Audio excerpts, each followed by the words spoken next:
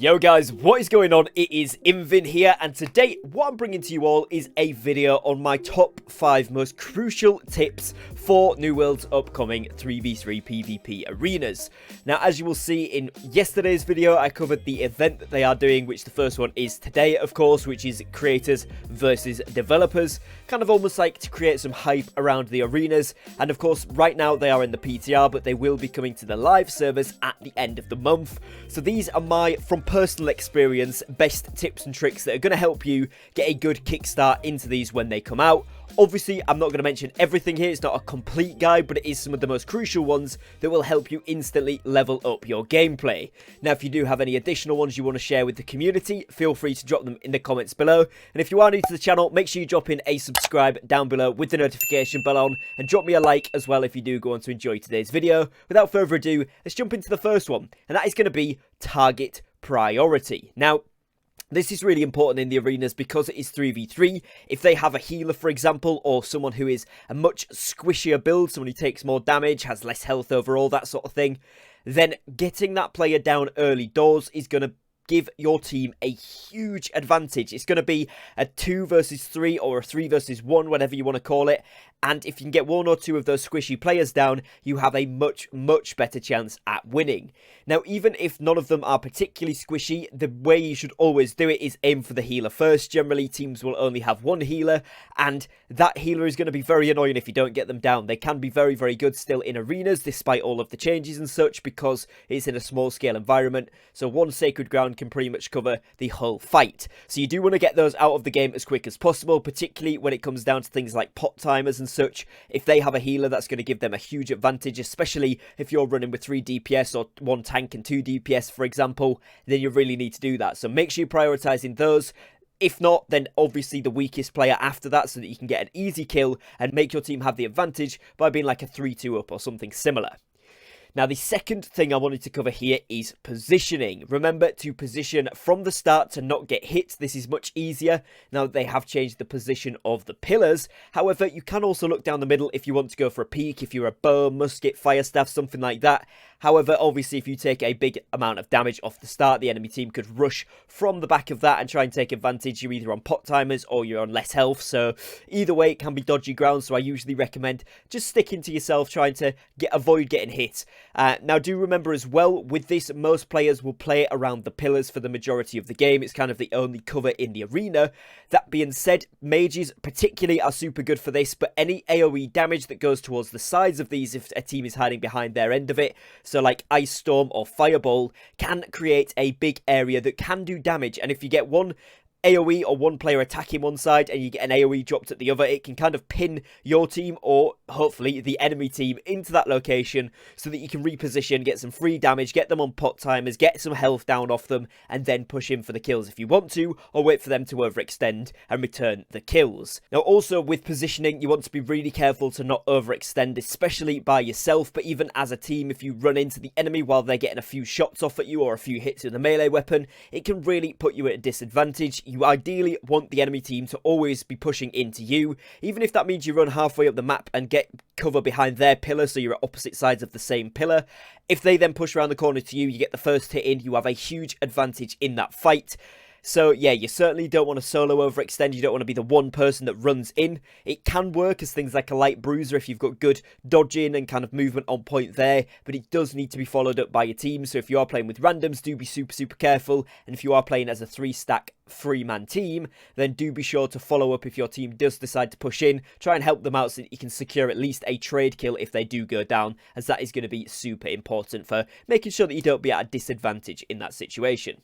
Now, the third thing that I wanted to talk about here is get in the advantage. And this is going to be things like the weapon perks or ability perks. These are going to be incredible as we go into this update. Obviously, the brand new PvP perks are coming into the game. However, the predisposition pieces, so the pieces you can get from the reward track with these perks on, generally don't have the ability perks. So you're either going to have to choose an ability perk or a new PvP perk. Now, you may have one or two pieces within your set that don't currently have a ability perk on. Usually people have things like one random void chestplate, for example, for like heavy armor, so you could swap that out for a new heavy chestplate that has got the PvP perks on. But generally speaking, you are going to want the ability perks, so you're going to be looking for the craft mods, which do come in potion packs as rewards from the PvP track as well. But if you can get something with a PvP perk on and an ability perk, either by rolling it or buying it, bearing in mind they're going to be super expensive off the rip, then obviously this is ideal. But you are going to seriously want to consider getting some of your best in-slot weapon perks, and you're going to want to think about this before the update comes out, because it's going to be a little bit cheaper before the big hype of everyone diving in.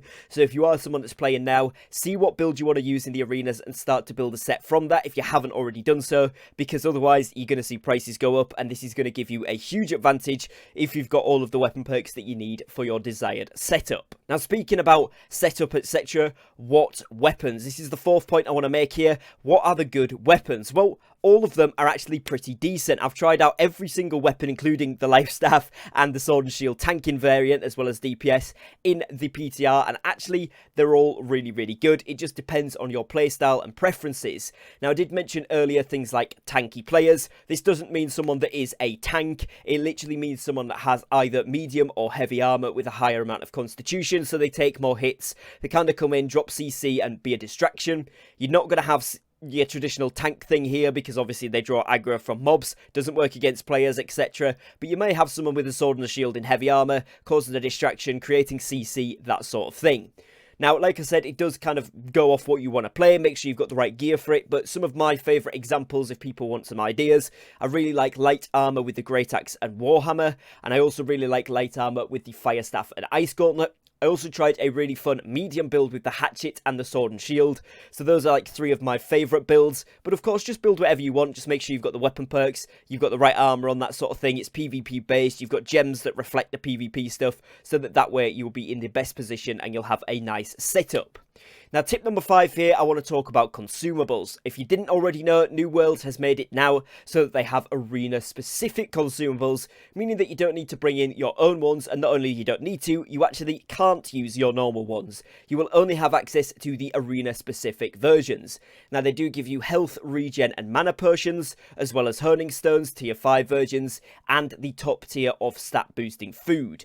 Now, this is all that you get. You aren't given any hearty meals or anything like that, or gemstone dust, oak flesh balm, that sort of stuff. You can just eat the regular stat boosting food if you want that regen bit for a little while as well, if you get rid of it for whatever reason or it disappears. But overall, this does help to balance out the arenas much more, so I do think it's a good implementation, but do be aware that you can't use any of your external consumables once you are inside there. Now, that being said, you can affect the cooldown of the potions by getting the perks that reduce the cooldown, or things like Purifying Toast will still work where they remove a debuff when you drink a regen. So all of that stuff will still be affected as normal, and it's just basically an infinite potion that goes on the same cooldowns as your regular ones, so you can still take advantage of those perks inside.